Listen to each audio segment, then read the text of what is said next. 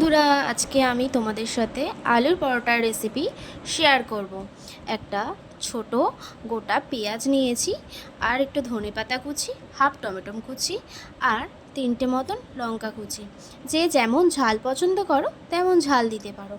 আর একটা ম্যাগি মশলা, আর 3টে মিডিয়াম সাইজের আলু নিয়েছি। তার মধ্যে ফ্রাইং প্যান বসিয়ে দেওয়ার পর সামান্য তেল দিয়ে তেলটাকে একটু গরম করতে বসিয়ে দেবো। তেলটা যখনই গরম হয়ে যাবে তখন হাফ টমেটো কুচি আর সামান্য একটু পেঁয়াজ আর লঙ্কা কুচি দিয়ে একটু ভাজা ভাজা করে নেব। সব পেঁয়াজটা দিলাম না, কারণ যারা কাঁচা পেঁয়াজ খেতে ভালোবাসো তারা আটার সাথে মেখে খাবে, আর যারা ভাববে না কচকচ করবে তাহলে ওই একটুখানি ভাজা ভাজা করে নেবে। এবার ভালো করে ভাজা ভাজা করার পর আমি এর মধ্যে দিয়ে দেবো একটু নুন, একটু হলুদ গুঁড়ো, সামান্য হলুদ দেবো, আর শুকনো লঙ্কার গুঁড়ো না দিলেও চলবে। যদি ঝাল খেতে পছন্দ করো তাহলে দিতে পারো। ভালো করে ভাজার পর আমি আলু সেদ্ধটা দিয়ে দেবো।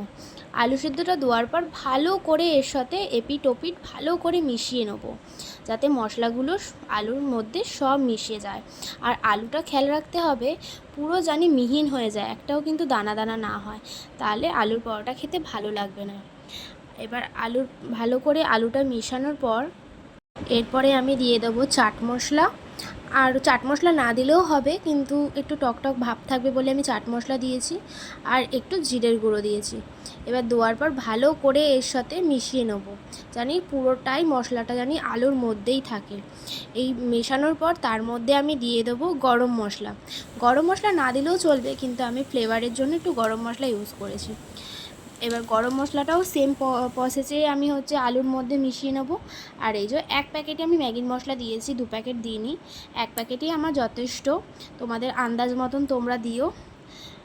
এবার ভালো করে ওই এপিট ওপিট ভালো করে মিশিয়ে নেওয়ার পর কেশরি মেথি দিয়ে আমি ভালো করে নাড়াচাড়া করে নামিয়ে নেব। তারপরে আমি 2 বাটি আটা নিয়েছি, আর এই যে কাঁচা ধনেপাতা আর কাঁচা পেঁয়াজটা দিয়ে ভালো করে মেখে, আর ঠান্ডা করে আলু সেদ্ধটা রাখা হয়েছে, যেটা আমি কড়াইতে তেলে নিয়েছি, এটা ভালো করে আটার সাথে ভালো করে আমি মেখে নেব।